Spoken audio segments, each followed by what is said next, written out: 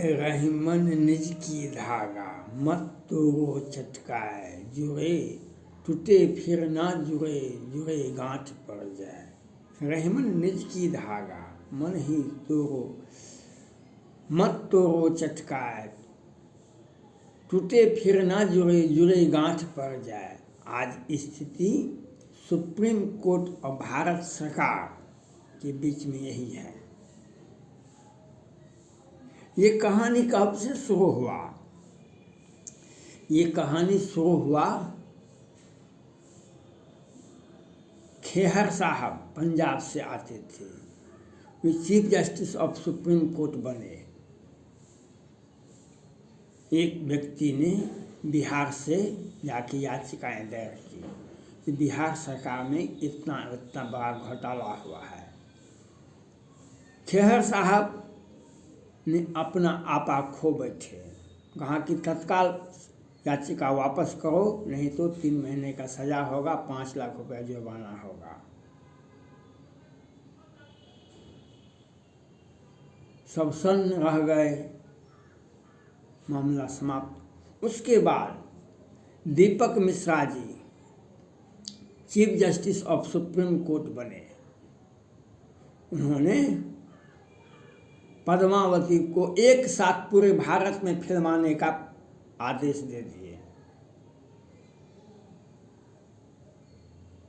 Chief justice of supreme Court Deepak Mishra ji Padmavati film को एक साथ फिल्माने का आदेश दे दिए। उसमें पद्मावती हिंदू महिला थी और उसके एंटी में उस समय का इतिहास में जो थे वह मुसलमान थे। और दीपक सुप्रीम कोर्ट के तत्कालीन चीफ जस्टिस दीपक मिश्रा जी ने एक साथ पद्मावती को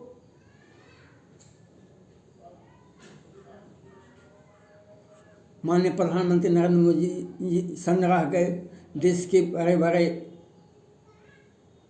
थिंकिंग वाले अचंभित रह गए, लेकिन वापस नहीं ली मामले को।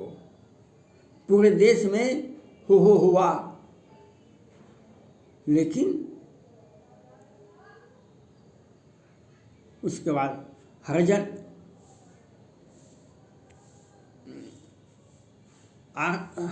का जो सीट था उस पर बहाली का मामला पर जजमेंट दे दिए। उस पर वह पद्मावती फिल्म का गुस्सा और ये एक आरक्षण बार बार नहीं मिलना चाहिए, इस पर पूरा देश में बवाल हुआ। पूरा देश में बवाल हुआ, तोड़फोड़ हुई पूरे भारत में, बहुत सारा घटना हुआ। उसके बाद मामला ऐसे तो सुप्रीम कोर्ट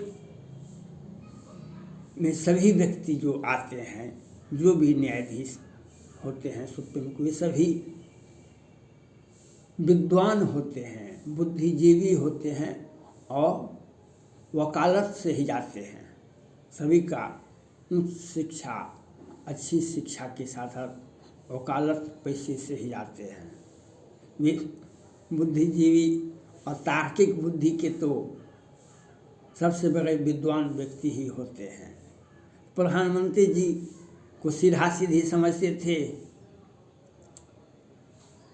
प्रधानमंत्री को सीधा समझते थे, हम बुद्धिजीवी हैं। लेकिन देश के न्यायालय में भारत, अमेरिका भी है, पाकिस्तान भी है, बांग्लादेश भी है, जापान, फ्रांस, ऑस्ट्रेलिया भी है। वहाँ के न्यायालय में क्यों नहीं ऐसा होता है? आज दूसरा मैटर ये बात है जो हम सभी को इच्छा होता है, हमारा दोस्त तुम्हारा दुश्मन, तुम्हारा भी दोस्त हो, हमारा दुश्मन तुम्हारा भी दुश्मन। हमारा दुश्मन तुम्हारा भी दुश्मन, हमारा दोस्त तुम्हारा भी दोस्त। ये बात सबों को दिल में होता है। आज सुप्रीम कोर्ट में कई एक बार याचिकाएं दायर हुई, कई एक बार, लेकिन आज तक सुनवाई नहीं हुई। बिहार सरकार के माननीय मुख्यमंत्री पर भ्रष्टाचार का मामला, हत्या का मामला और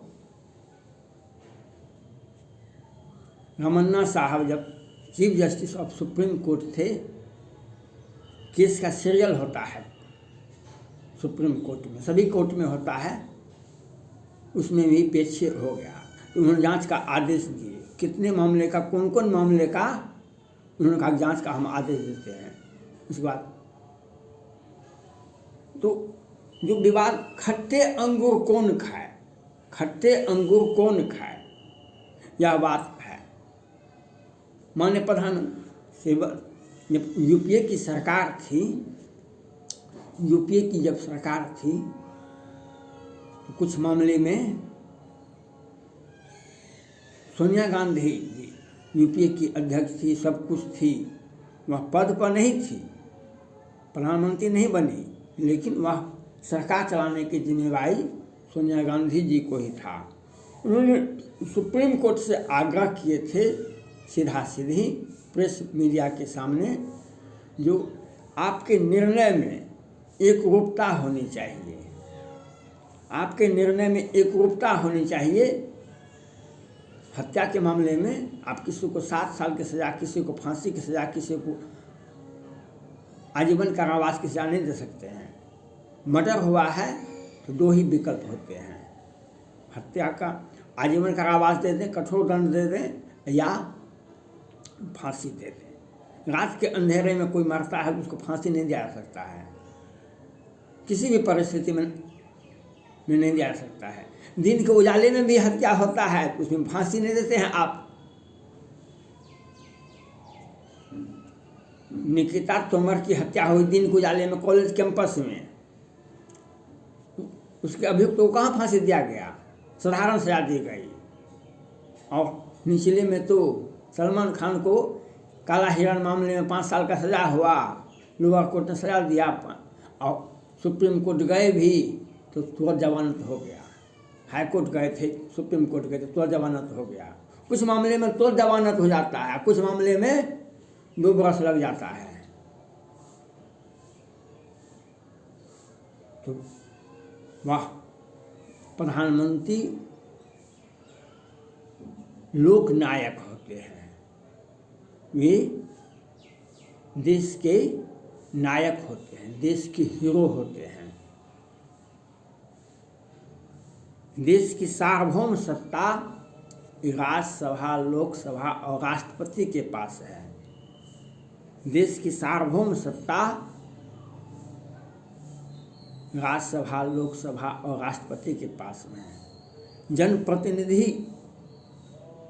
के द्वारा लोकसभा का चुनाव होता है और बहुमत दल के नेता को ही हम लोग प्रधानमंत्री कहते हैं। बहुमत दल के नेता को ही हम प्रधानमंत्री कहते हैं। सुप्रीम कोर्ट न्यायालय के मामले में है, सुप्रीमेसी जो है वह प्रधानमंत्री के पास में है। तो आप प्रधानमंत्री जी को भी चाहिए सबका मीडिया में नहीं आना चाहिए। आपका पहले का व्यवस्था, आपने कैबिनेट का फैसला लिए थे कि कॉलेजियम के द्वारा होगा, आपने उसका अनुभव आपको अच्छा नहीं लगा। यह हो जाता है, सभी से होता है। कॉलेज आपने कैबिनेट से फैसला लिया कॉलेजियम के द्वारा बहाली की जाएगी, अच्छी बात है। आप उसका अनुभव आपने देखा, अच्छा नहीं लगा, उसमें संशोधन की आवश्यकता है, उस बात कर दीजिए। आप राष्ट्रीय आयोग जो बनाए हैं उसको रद्द नहीं करना चाहिए। प्रधानमंत्री देश की जो आवश्यकता है उसके मुताबिक कानून बनता है, चाहे उस पर महामहिम राष्ट्रपति सलाह दे या संसद या प्रधानमंत्री को लगे देश में संविधान का संशोधन क्यों होता है, उसके अनुरूप कानून बनाना पड़ता है। PFI पर आप प्रतिबंध लगा दिए, उससे तो रुक नहीं गया, और कठोर कानून बनाना चाहिए, उसको इम्प्लीमेंट होना चाहिए। इम्प्लीमेंट न्यायालय के द्वारा होता है। एक अभी देश में अराजक स्थिति पैदा हो गई थी 2 महीने से, सरतन से जुड़ा, बम्बई से, कर्नाटक से शुरू हुआ था, लेकिन एक बार भी उस जिहादी गैंग पर सुप्रीम कोर्ट कोई एक्शन नहीं लिया। एक माननीय न्यायाधीश ने तो वह जो नई भाजपा का बॉन्ड एम्बेसडर बनना चाहती थी उसके ऊपर बोल दिए, उनका भी गलत था यहाँ पर बोल। लेकिन आगे जो विस्फोटक की स्थिति हुई आज श्रद्धा महामामले में, और बहुत निकिता तोमर, अंकिता सिंह, अंकिता भंडारी और महादलित, तो सुप्रीम कोर्ट को चाहिए, हाई कोर्ट को और लोअर कोर्ट को आदेश दें स्पष्ट रूप से कि 3 दिन के अंदर में इनको सजा मुकर्रर करें। आपकी लोकप्रियता के साथ साथ न्याय प्रक्रिया को चुस्त दुरुस्त रखना, जो आपसे हम आशा रखें, आप इतना बोल देते तो हमको आपके ऊपर भरोसा होता। हुई है सो जो राम ऊँचिया खा को करे तर्क बढ़ावे, होगा क्या होगा सो तो अब समय दिखाएगा, लेकिन भरोसा होना चाहिए। आज रिया चक्रवर्ती को जमानत मिल गया, सारे केस, ड्रग्स के सारे केस 50,000 करोड़ का सौदा हुआ है, 50,000 का ड्रग में बड़े बड़े आरोपी पकड़ाए, केस कहाँ गया, जाता है, जमानत हो जाता है। इसलिए स्थिति विस्फोटक हो रही है। सभी को अपनी अपनी जिम्मेवारी को लेना होगा, और एक संवैधानिक संस्था के तहत, एक संविधान के तहत आप हम सभी आते हैं, चाहे केंद्र सरकार की, सुप्रीम कोर्ट की, व्यवस्थापिका की, न्यायपालिका की, कार्यपालिका, महामहिम राष्ट्रपति जी, सभी संविधान के तहत आते हैं। संविधान में सबका अधिकार है, सबका सम्मान भी है। हम एक दूसरे के कार्य में हस्तक्षेप नहीं करेंगे, लेकिन जरूरत पड़ने पर प्रधानमंत्री, लोकसभा वह कुछ भी कर सकती है।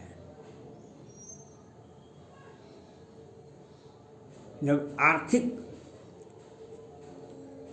आपातकाल लागू होता है तो न्यायाधीश का भी वेतन कटौती हो सकती है, उनका भी जो